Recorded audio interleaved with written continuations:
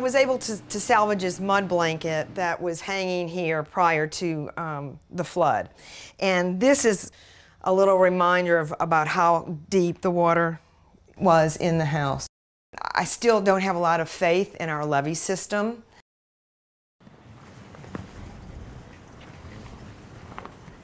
I'm Roy Arago, and this is out front of my house near the 17th Street Canal.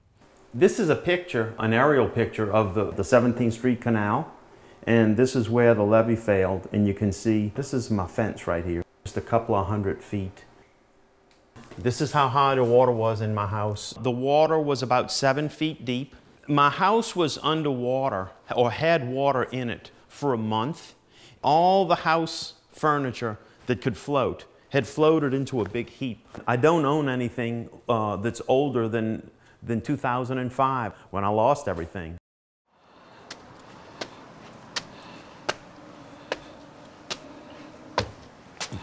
I feel safer here now because I got the house built 9 feet off the ground. My first house was on the ground, about 4 feet, something like that, off the ground.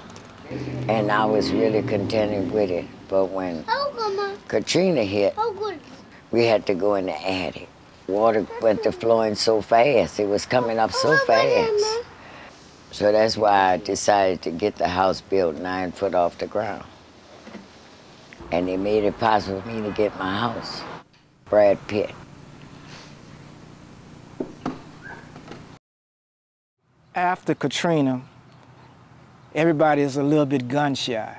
We have our doubts. You know, we want to be very supportive of our government because it is our government. But the recent tragedy in the Gulf doesn't exactly encourage faith in our government. In some respects, I feel that we're better prepared, but in other respects, sometime a hard rain, the streets are flooded again. I just don't trust the Corps of Engineers at all. I think they've lied and misrepresented and covered up their shortcomings. And no, I don't feel safe. I'm not safe. None of us are. You need security. You need wetlands. You need a secure levee system.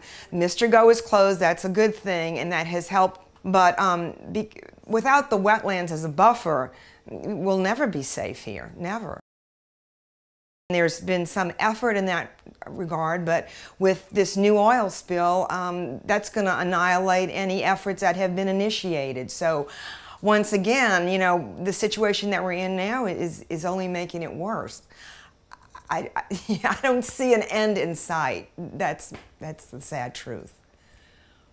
I was one of the few houses that chose to elevate. Flood owner's insurance, which everybody has to pay the whole amount, which in some cases is $1,300 to $1,500. And the average household does not have $1,300 or $1,500 cash to pay for flood owner's insurance.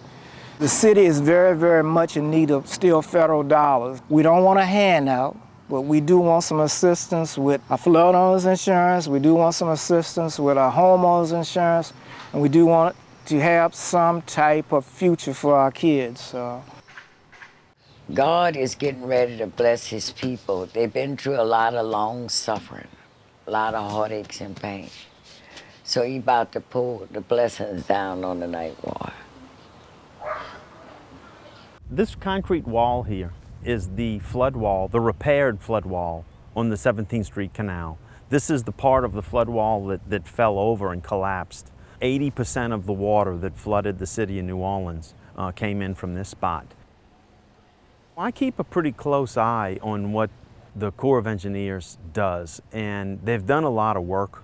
And while I'm not at all confident on the integrity of these walls, they're very, very weak. I do feel that New Orleans is safer. We got a long ways to go, but we're certainly safer than we were 5 years ago. We're in a lot better shape. I don't think that 100-year protection is safe enough. If you think about that, that's every other generation, really. You know, if I didn't flood, my children will. I know it doesn't work exactly that way, but I do know that the Dutch offer 10,000-year flood protection, and I know it's very doable here also. And as Americans, we deserve better.